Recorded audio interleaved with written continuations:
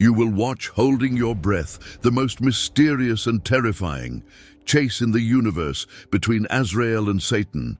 Azrael is searching for Shaytan, coming out of the shadows to catch him. Will the devil be able to escape? What was the terrifying secret Satan unknowingly walked into while trying to escape? This story ends with a surprising twist that you will never see coming. It will make your hair stand on and hold on tight. For the first time you will witness the devil's end. Yes, now our journey begins. God commanded Azrael to take Satan's life. Death meant judgment, and this was what Satan feared the most. That's why Satan one last time would use all his tricks, deceit and strength to escape.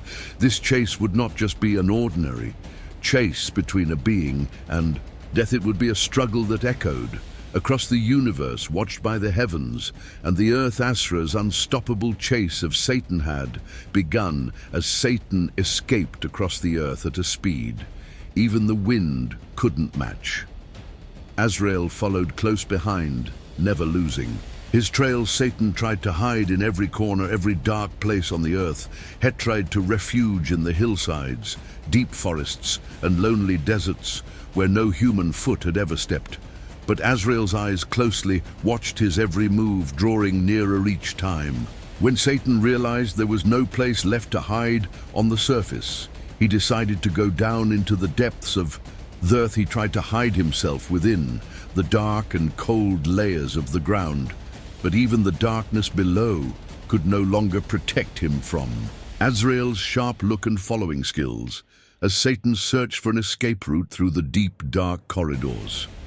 Azrael followed closely, watching his every step.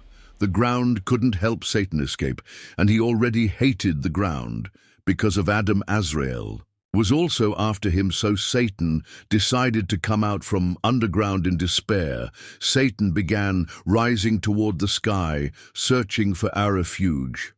There he tried to escape among the clouds. Even in the dark depths of Thesky, he felt Azrael's presence. Every time Satan tried to hide in another corner, Azrael was always behind him. This breathless chase in Thesky made Satan's fear grow. When he couldn't find a place to hide, he came down back to earth in a panic. But even Satan himself didn't know where he was going in. Fear and panic hid away in an unknown direction, overcoming every barrier in his path. And just when he was about to give up, a bright idea came to his mind. As a last resort, Satan decided to seek refuge in the seas and hide there. Azrael searched everywhere for him, but couldn't find him this time.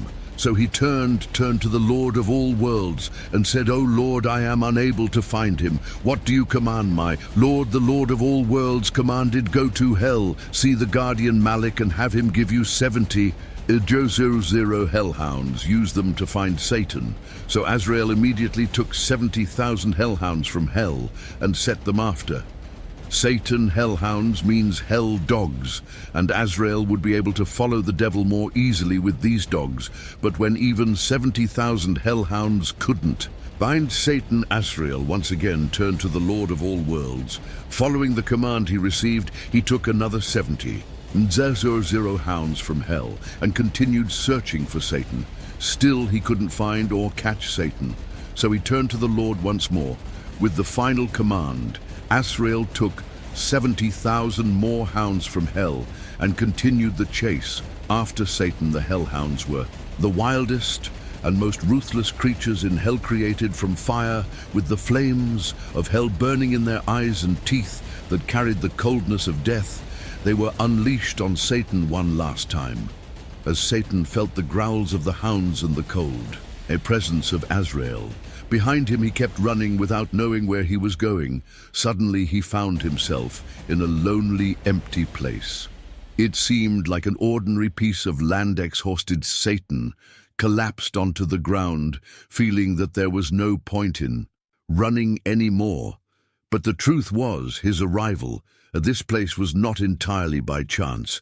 Under this empty land, hidden deep within, lay a hidden surprise. However, this was a terrifying truth that Satan was unaware of. In the darkness and silence, as Satan rested and considered his escape, He had no knowledge of the sacred place beneath him at that moment, as the heavens and the earth quietly observed this fateful encounter. Azrael took one step closer, but Satan realized that he no longer had the strength or a place left. Tauren Azrael made one final move to capture him. Locked in a place, the devil, lying in the grip of fear, felt the angel of death approaching him.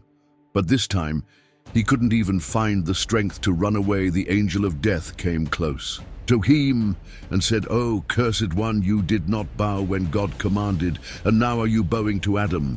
Satan, in great confusion, replied, "No, I am not kneeling to Adam. When and where have I ever bowed at that moment?" Azrael realized the truth. The place where Satan was lying was directly above Adam's grave. But Satan had no knowledge of this. Azrael, following God's command, brought down his blade and took Satan's soul. Satan's last breath on this earth echoed as the most terrifying scream the universe had ever heard. That scream would shake the heavens and the earth, so much so that if people had been alive at that moment, they would have been instantly destroyed by the sheer terror of that sound.